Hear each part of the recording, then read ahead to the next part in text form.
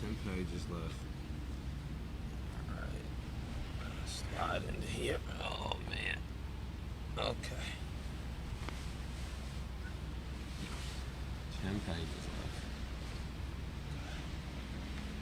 Blanket right. Stand my leg.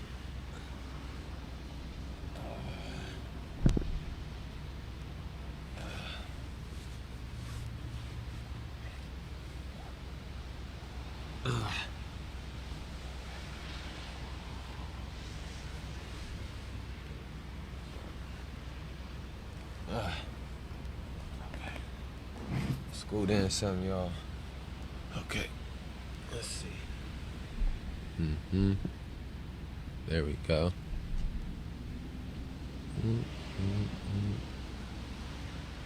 Yeah, there we go. Let him know, let him.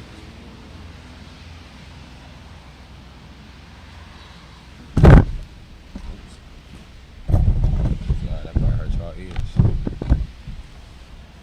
Hope y'all ears okay. Okay. I need to have better stature. There we go. I got better stature. Oh no, you dropped it. Did you do something to my stature better? Maybe it's both. Okay, we are reading a peculiar Indifference by Elliott Currie. This is a Pulitzer Prize finalist. Is A Peculiar Indifference, the neglected toll of violence on Black America. And I think this fits in pretty well with things we've read previously. The new Jim Crow, locking up our own. Color of Law, Cast. And again, one of the things we want to do is we want to just have sort of full-rounded conversations and full-rounded dialogues and try to touch on all the implications of these things have. And so we have 10 pages left. I'm going to let the book do the talking. I'm going to stop talking. I'm just going to interject a few times with some things here and there. I'm going to get a sip of this coconut water real quick. Okay.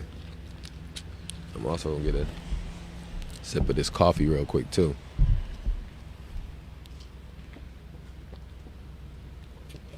Perfect. I'm going to get a sip of this water real quick, too. Perfect. There we go. Okay, A Peculiar Indifference. We cannot realistically hope to transform those perspectives in the long run without altering the conditions that bring them about, especially the deep poverty, vanished opportunities, and absence of social support for the young. But we can accomplish a great deal by enlisting youth themselves in that process of change.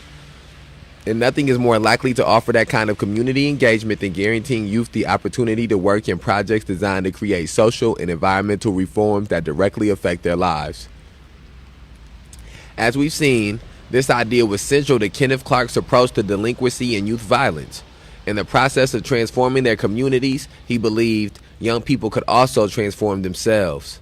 Clark saw this as an alternative to the way that conventional social service agencies approach the treatment of young people, focusing on their deficiencies rather than their potential and seeing them as problems rather than resources.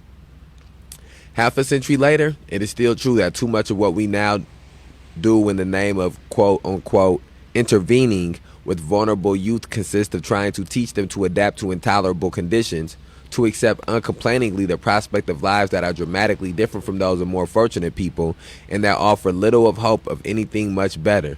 The evidence tells us that approach is more often futile than not. But focusing on youth's potential can give us a new and empowering vision of what it means to interfere with young people at risk. Fortunately, a number of grassroots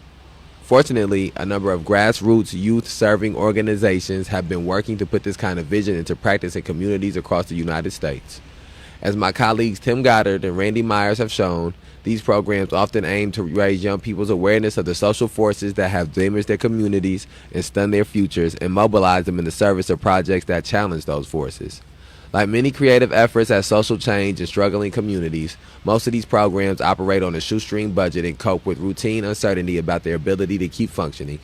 We need more of them, more interventions based on inspiration and critical thinking rather than on coercion and fear, and we need stable funding to allow them to do their best work. Here again, a commitment to public investment and job creation can make all the difference. And that's one of the things that I think has been real pertinent to some of the things that he's spoken on is the idea of creating jobs, the idea of the public sector needing to reinvest more in creating jobs, and instead of leaving it to the private sector because of the unlikely difficulties in trying to regulate the hiring practices of private businesses. So, again, we're on the last chapter, and he's bringing up solutions. Excuse me, y'all. Let's get back to it.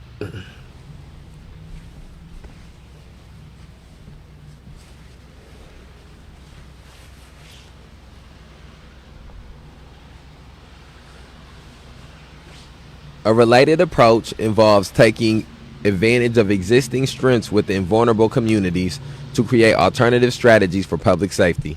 Strategies that could probably make up for the inability or unwillingness of formal law enforcement to reliably provide it.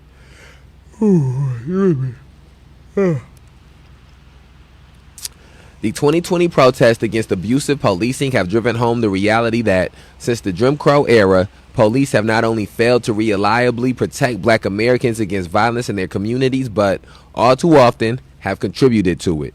This doesn't mean that there aren't dedicated efforts by some police departments to build respectful and empathetic relationships with violent-torn communities, and it is important to support these. We disagree with that. It does not mean that there are fundamental reasons why people who live in those communities often do not trust police and do not believe that they will be reliably protected by them or from them. However, well-trained and professional police officers may be, at the end of the day, they have been put in the position of containing the consequences of an essentially exploitative and discriminatory social order. However well-trained and professional police officers may be, at the end of the day, they have been put. Why did he say the other stuff before that? Why? This was okay. Now I like this. This is he tried to say that other stuff. He was trying to be nice. You know he don't fuck with the police. Stop it, dude. You know, Elliott, you know you don't fuck with the police. Come on, man, stop. However well-trained and professional police officers may be, at the end of the day, they have been put in the position of containing the consequences of an essentially exploitive and discriminatory social order. In this context, community-based security strategies that draw on the unique strengths of residents themselves offer one promising alternative. This is especially true of efforts to counteract the spiraling cycles of assault and retaliation that have been found again and again to be a crucial factor in the persistence of violent injury and death. In interviews with former gang members now working to defuse gang violence in Los Angeles, for example, Charlotte Bradstreet found that they were often able to achieve a level of street credibility and rapport with gang youth that formal agencies could not match, and that this frequently enabled them to successfully avert what might have been escalating warfare. But she also found that this work was difficult to sustain. Though it was challenging and often dangerous, it provided at best only a bare-bones, uncertain livelihood for the men who put themselves on the line to do it. As with involving youth in community action, investing more substantially in this kind of peacemaking would tackle two needs at once. It can provide steady and meaningful work and a solid income for people who are hard to employ because of their past justice system involvement, and it can provide tangible public safety benefits in communities torn by violence. Okay, so let's hop into some of the things that was mentioned in there. They mentioned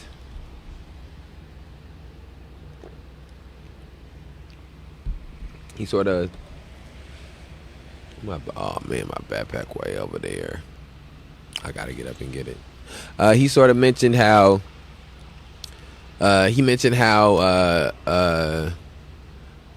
how police are put in the position of maintaining this exploitative and oppressive social order. And again, it doesn't matter how well-intentioned any individual police officer is. It don't even matter how well-intentioned any individual police district is. even police, the one singular police department is because of the sheer expansive nature of the prison industrial complex and of police terrorism. The system is too far gone at this point. It's jumped the shark. So yeah, it may be a couple of well-intentioned police officers who want to do the right thing, who aren't racist, who are trying to find a way to make things better from the inside. But what needs to be understood is that there is not a way to make things better from the inside. That is something that we're gonna have. It's gonna be hard for people to understand that as time goes on. What we need is alternatives to the things on the inside. We need to create other things on the outside of these institutions. So, and then as we are creating those things, we need to be destroying these other institutions. We need to be creating and destroying simultaneously. That is what a revolution is. That is what revolutionaries do. They, not just creating, not just destroying, not reforming, creating and destroying simultaneously, because two things cannot exist in the same place. I think that's how the same place, same time, something like that. Okay. Okay, part 7. We got about 8 pages left, y'all. Part 7. The public social investments I've called for are not cheap, and it is reasonable to ask where the money to pay for them will come from. There are at least 3 compelling answers. One we've touched on already. Though these kinds of public investments that I'm proposing to do call for large outlays in the beginning, all of the evidence tells us, even from the simplest economic perspective, that they pay off over time. This is mainly because they substitute productive spending that builds human capacities and reduces the inequalities that erode them, for reactive compensatory spending aimed at containing the consequences of our failure to invest in people. What most people forget when they ask where the money is going to come from is what we are already spending it, just in the wrong ways. We spend it grudgingly to support people who are involuntarily out of work. We spend it to incarcerate people at a rate unmatched by any other nation on the planet. We spend even more in the productivity loss when we systematically thwart the potential economic contributions of great numbers of people forced to the margins of society. And, of course, we spend it on violence itself. In Chicago alone, according to one estimate, gun violence costs around $2.5 billion a year in medical and public safety expenses, lost earnings, and taxes and more. Wow. In Chicago alone, according to one estimate, gun violence costs around $2.5 billion a year in medical and public safety expenses, lost earnings, and taxes and more.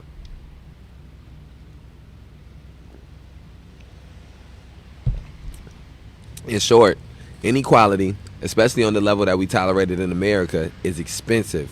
Joblessness is expensive. Alienation and hopelessness are expensive. And violence is expensive. The savings we stand to gain from reversing these long-standing social deficits by putting people to work in socially useful tasks are immense, almost incalculable over time. But we are like the short-sighted homeowner who continually puts off fixing a leak in the basement because it quote-unquote costs too much, and then is faced with staggering repair bills when the foundation of the house begins to crumble. Good. That's a good analogy. Another part of the answer is that America's $20 trillion economy has more than enough money available to meet these needs. The issue is that we are virtually unique among the advanced industrial countries in our unwillingness to tap it to confront our most critical and costly social problems. Of the 35 other countries in the hold on real quick. I gotta keep this page stay there.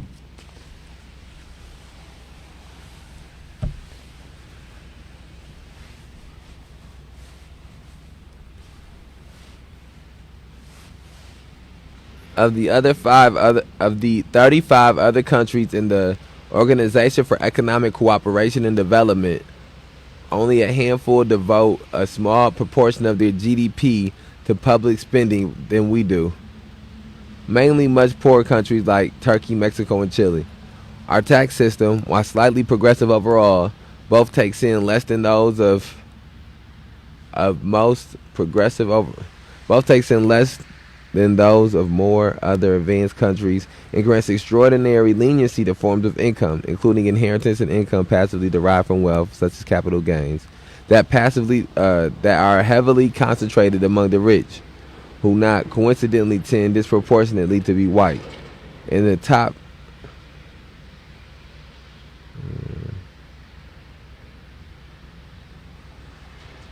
Oh wait.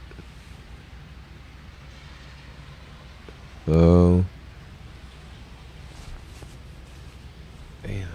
Let's see. Okay. The 35 other countries in the organization. Of the 35 other countries in the Organization for Economic Cooperation and Development, only a handful devote a smaller proportion of their GDP to public spending than we do. Mainly much poorer countries like Turkey, Mexico, and Chile. Our tax system, while slightly progressive overall, both takes in less than those of most other advanced countries and grants extraordinary leniency to forms of income, including inheritance and income passively derived from wealth, such as capital gains, that are heavily concentrated among the rich, who not coincidentally tend disproportionately to be white.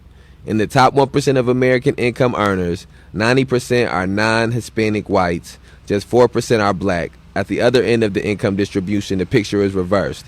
Black and Latino households are 1 1/3 times more likely to be in the bottom 60% than white households are. And so this right here is just talking about how we could redistribute our tax better. And as far as just speaking about, I dozed off there for a second, but I bounced right back. But as far as just speaking about dealing with, he's saying that people are going to talk about how do we can't afford to do these things, and where are we going to get the money from doing these things? And he's saying that we could redistribute our tax money better is one of the ways, and that also the creation of these things will perpetuate the likelihood of us being able to have the money, the finances to deal with these things.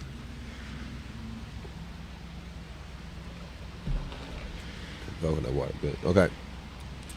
Recent changes in the tax laws, as a report from the Center on Budget and Policy Priorities exhaustively details, have only reinforced these racial disparities in taxation. In 2018, 24% of the total tax savings resulting from the Trump administration's tax reforms of the previous year went to white households in the top 1% of earners, while just 14% of the savings went to the entire bottom 60% of households of all races. All told, it's estimated that these racially inequitable tax cuts will cost the Treasury close to $2 trillion over the course of a decade, money that could pay for a dramatic transformation of our poorest communities. And they come on top of years of prior depletion of public social spending. But there is yet another, even more basic answer to the question of where the money for social investments is going to come from. We need to stand the question on its head and ask instead where America's money came from in the first place.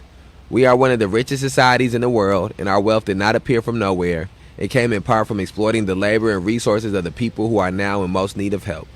There is considerable debate today about how, as a society, we can best repay black Americans' economic losses that began with slavery and that continued through the era of Jim Crow right down to the present age of post-industrial austerity and neglect. Most of these strategies I've discussed in this chapter are, on the surface, racially neutral. They are designed to provide, as a matter of right, the things that all Americans of all races most need to flourish, now and in the future. Meaningful work, a steady and adequate income, the kind of health care that only the better off can now afford, an education that inspires, builds capacities, and opens opportunities, and, not least, freedom from unjust punishment and the threat of official violence. But when we commit to supporting these fundamental human needs fully and universally, at the level that our resources make possible, we automatically distribute the benefits most heavily to those who have the greatest need and who have made the largest sacrifices. In practice, then, these universal strategies are far from neutral in their potential impact on racial inequality. Many people feel that such policies by themselves aren't enough, and that we also need race-specific approaches that more directly confront the historic theft of wealth and potential from black Americans. For the first time in many years, this debate has reached a level of congressional dialogue, with the House of Representatives convening a historic hearing in 2019 on reparations for slavery and the subsequent history of systematic discrimination. As of this writing, Parallel bills have been launched in the House and Senate to establish a commission to study these issues, and a similar bill to create the first state-level task force on reparations has just passed the California State Assembly. There are important developments and long overdue, but reparations and social investments are complementary, not conflicting.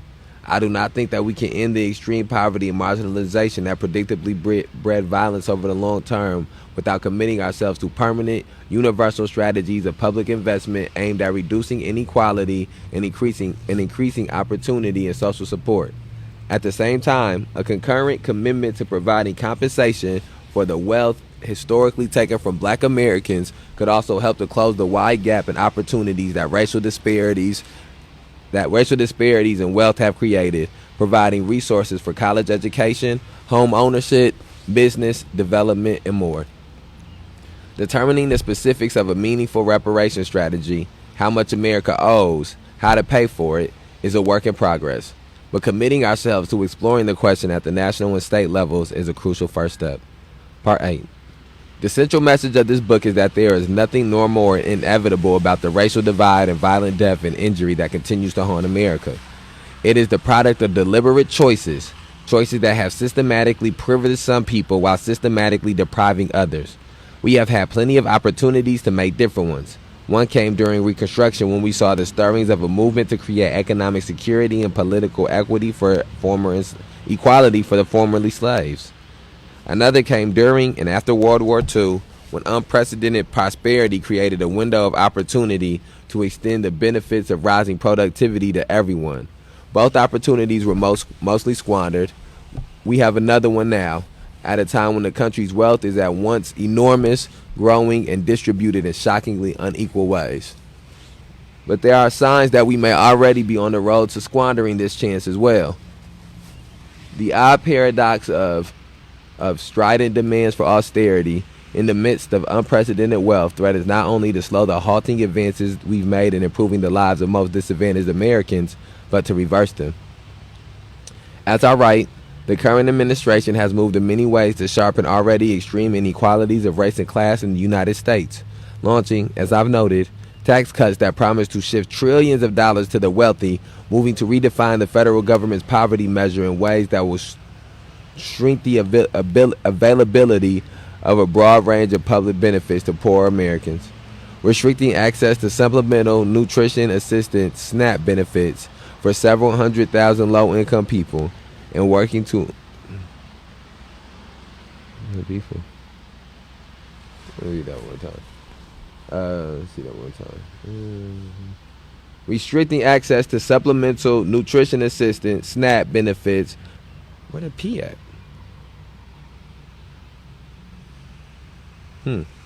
Restricting access to supplemental nutrition assistance SNAP benefits for several 100,000 low-income people, and working to undermine the gains in health care access achieved throughout the Obama administration's Affordable Care Act. All of these policies, and similar ones that may be in the wings, have the potential to worsen what are already grim and often deteriorating conditions in the nation's poorest places. We've seen that it is in precisely these communities that violent death and injury have been most intractable and, in some cases, increasing in recent years. No one can predict whether the continuing drain of resources from those communities will further increase the level of violence in the future, but it would be a mistake to bet against it. If we do squander, I wanted to go back to something back here. On 227. Okay, on 227 when it says, we have had plenty of opportunities to make different ones. Okay. The central message of this book is that there is nothing normal or inevitable about the racial divide and violent death and injury that continues to haunt America. I think that the reason that this book is a very good companion, I would say, to a Caste and Color of Law, and to some of the books we've read from before that have to do with police terrorism and mass incarceration, is that it sort of it speaks to some more of the psychology of being inside of these books, as opposed to just trying to understand or get philosophy from the inner workings of the system. It sort of tells you about from some of the things I've read, the psychology of the people that are actually involved in all of these things happening. And so I think it's important that he says that the book is to tell people that it's nothing normal or inevitable about the violent death, the racial divide and violent death, because we can trace back just based off of what we read why it is that this violent death is happening. When you think about the color of law and how communities of people of certain skin color were relegated to certain communities, the way they deprived those communities of resources, the way they put things that were, purposely put businesses or companies or corporations or whatever or industries that were unhealthy to be near, for humans to be near them, that would be bad for their physical health. So these things happened that we have read about how these things, we got to the place for these things to be laid out. And then when they talk about, we have had plenty of opportunities to make different ones. One came during Reconstruction, when we saw the stirrings of a movement to create economic security and political equality of the formerly enslaved. I don't think I'm not sure. I didn't read the most in Cast. I'm not sure if Reconstruction was brought up at all in Cast or not. I do believe that it was. Okay, so then I do think that is a very important point in time to be brought about and to be spoken about, because that sort of gets you into. Cornel West wrote this book that spoke about called Race Matters. We're not going to read it in this month, but one of the things he spoke about is he had a chapter where he's talking about black people and Jewish people and the interactions that they've had through the years, whether it be positive or negative. And he was speaking about how he wanted black people to understand that black people needed to understand the reason for the people who of descent, Jewish people, the reason that they stuck together in such a certain way and were so nervous about any type of alienation or being, grouped, individualized out or specified out in some type of prejudiced manner, was because of the mindset and the psychology that came in after the Holocaust, and how it had to be how some groups fear that, like this thing where white people are nervous that they're no longer going to be the majority, or that people are trying to destroy white people, or they're trying to get rid of white Americans or something like that, which is, this fictitious thought that they have. And it's other groups who sometimes have those thoughts. And Cornel West was saying that the Jewish people have those thoughts and those things based off of true things that have actually happened, based off of a genocide that, actually occurred. And so that went into factoring into the psychology of how their interactions, in America were. And I think that it is multiple, moments in black history where the black people's history in America where specific things happen that changed the psychology of all black people at the same time.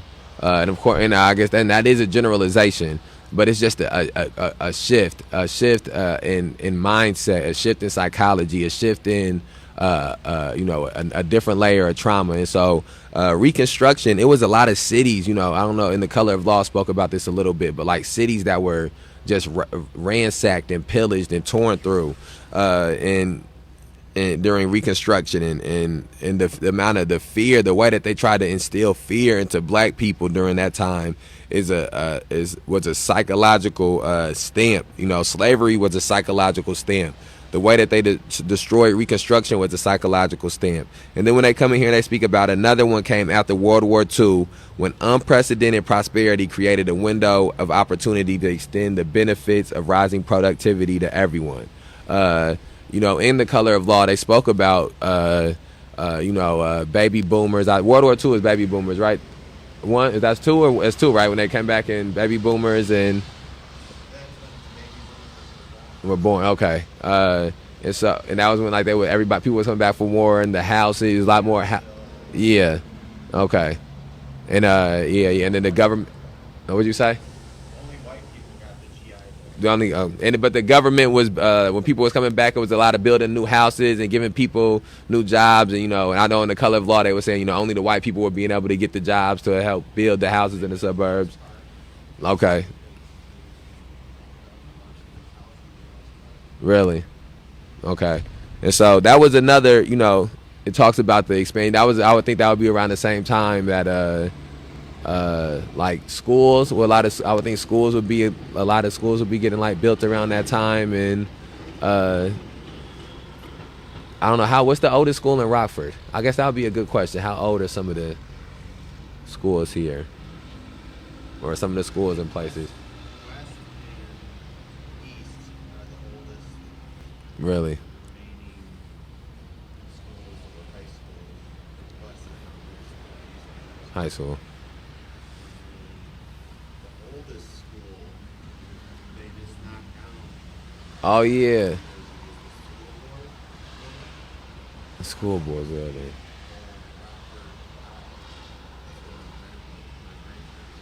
Really? And that was the oldest one. One of the oldest ones. was still That was still around. Okay. So now something else is the oldest one. Uh, and so I think it's just again, when they point out these different moments in which sort of America has turned and the different narratives that sort of came about, the things that have happened to certain groups of marginalized people have really changed, I think, some of the psychology that they've had. But all right, one page, top of page 229. If we do squander this opportunity, if we continue to tolerate the conditions that breed needless death, injury, and fear, even though we possess both the knowledge and the resources to end them, there is a very good argument that we will be in violation of widely recognized human rights. Article 3 of the Universal Declaration of Human Rights, adopted by the United Nations in 1948, establishes that, quote, everyone has the right to life, liberty, and security of person, end quote. Article 22 makes clear that this right is not abstract, but that everyone, quote, as a member of society, end quote, is, quote, entitled to realization, end quote, of, quote, the economic, social, and cultural rights indispensable for their dignity and their free development of their personality, end quote. The responsibility for that realization is clear. It is to come through, quote, national effort, end quote, and, quote, in accordance with the organization and resources of each state, end quote. Article 3 specifies that these rights include the, quote, right to work and to, quote, protection against unemployment, as well as, quote, just and favorable remuneration. Then will ensure for individuals and their families an existence worthy of human dignity. And Article 25 elaborates on, quote, the right to a standard of living adequate for the health and well-being of individuals and family, which includes housing and medical care and necessary social services, end quote, as well as security against unemployment, sickness, and, quote, other lack of livelihood, end quote, in circumstances beyond their control. A follow-up agreement, the International Convention on the Elimination of All Forms of Racial Discrimination, adopted in 1965, specifically guarantees these rights without distinction as to race, color, or national or ethnic origin. It singles out, among others, the right to security of person and protection by the state against violence or bodily harm, whether inflicted by government officials or by any individual, group, or institution. These global agreements then not only establish a fundamental and universal right to conditions that make for well-being, dignity, and security, including protection against violence, but also make clear that societies have a responsibility within the limits of their resources to keep their members safe and allow them to thrive. By these standards, we are clearly failing. W.E.B. Du Bois called out that failure, that egregious gap between possibility and reality, more than a century ago. Other centuries looking back upon the culture of the 19th would have a right to suppose that if, in a land of free men, 8 millions of human beings were found to be dying of disease, the nation would cry with one voice, heal them. If they were staggering on in ignorance, it would cry, train them. If they were harming themselves and others by crime, it would cry, guide them. Those cries, he said, quote, are heard and have been heard in the land, end quote, but they have, quote, ever been drowned out by counter cries and echoes. Let them die. Train them like slaves. Let them stagger downward. Du Bois acknowledged that the, quote, the problems are difficult, extremely difficult, end quote, but they were, quote, such as the world has conquered before and can conquer again, end quote. And he concluded, I like that. I like he gonna end it with a W.E.B. Du Bois quote. If in the heyday of the greatest of the world's civilizations, it is possible for one people to slowly murder another by economic and social exclusion. If the consummation of such a crime be possible in the 20th century, then our civilization is vain and the republic is a mockery and a farce. Okay, then that is the end. That's the 231. But he's got something for us that says further reading. So, and that's only about 2 pages. So let's knock out this further reading real quick. Further reading. I've necessarily gone very quickly, too quickly, over many things that are important to an understanding of the roots of violence in Black America. Some of them involve historical developments, the history of segregation and deindustrialization, for example. Others involve particular topics that I was only able to touch on briefly, but that call for much more exploration. Here I want to list just a few sources for those who may want to explore that background further. The work of the most insightful Black scholars of the 20th century has been shamefully neglected, and some of them are only now beginning to get the attention they deserve.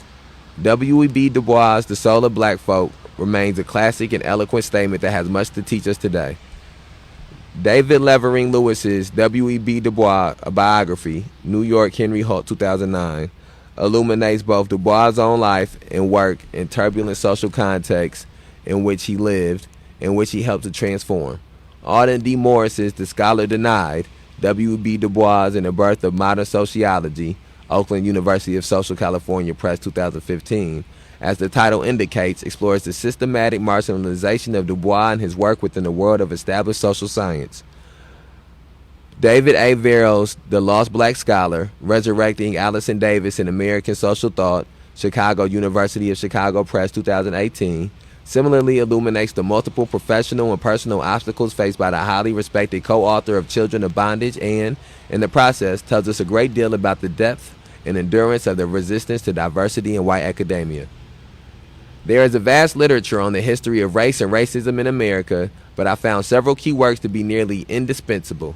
Eric Foner's A Short History of Reconstruction, New York Harper, updated edition 2015, remains a concise and illuminating discussion of the short-lived promise of that era. Leon Litwick's stunning Trouble in Mind, Black Southerners in the Age of Jim Crow, New York, Knopf, 1998, is more than a thorough history of the era. It is a compelling human document that helped to shape my own understanding of the meaning of American history. Douglas Blackman's Slave by Another Name, The Re-Enslavement of Black Americans from the Civil War to World War II, New York, Doubleday, 2008, provides a wrenching account of the capture of Southern quote-unquote justice by corporations looking for cheap labor, heedless of Black lives in the process. Both books help to illuminate the violent backdrop to the work of the pioneering scholars of racial disparities and violence in the first half of the 20th century. A number of recent and not-so-recent works are vital in charting the emergence and growth of segregation and racialized disadvantage across the United States. Several books have described the long-standing racial divide in the provision of social benefits in America. The most powerful is Michael K. Brown's Race, Money, and the American Welfare State, Ithaca, New York, Cornell University Press, 1999. The pervasive history of deliberate segregation of American communities through housing policy recently has been detailed in Richard Rothstein's The Color of Law, A Forgotten History of How Our Government Segregated America, New York, Live Right, 2017. We just read that. We read that 2 days ago. So again, he's referred to James Foreman Jr. earlier in the book, who wrote Locking Up Our Own and a program that he had. So that connects Locking Up Our Own in word, not just in us cross-referencing. And then he just spoke about The Color of Law. William Julius Wilson's When Work Disappears, the World of the New Urban Poor,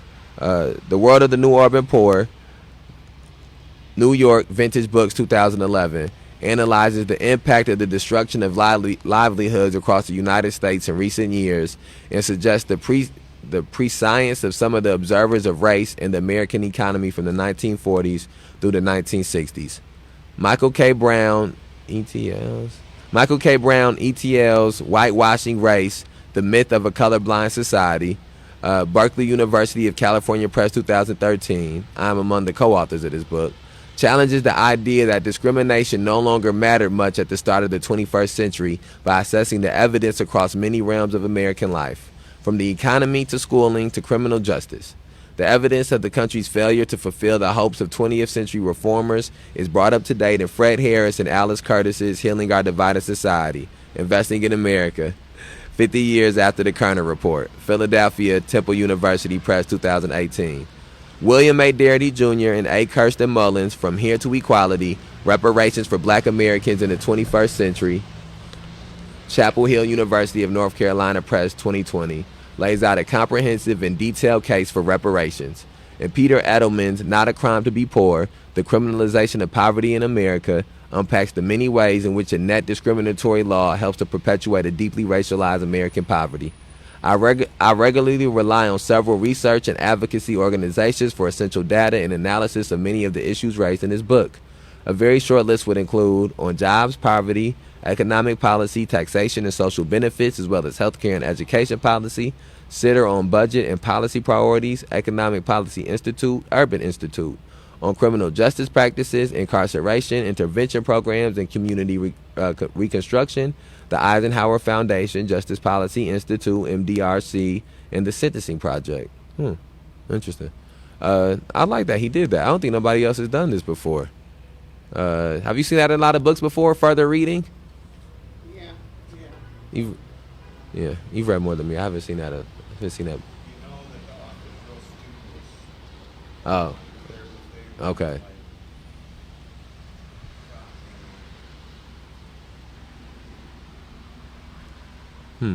That's interesting. I like that he did that. Okay, that is, and after that is just notes and like bibliography. So that is A Peculiar Indifference. It is, what time is it? Damn, I got a phone, so it's another phone. Okay. It is 4:14. We are finished with A Peculiar Indifference. So we're going to stop this one. And we actually didn't finish Cast yesterday because Cast is huge.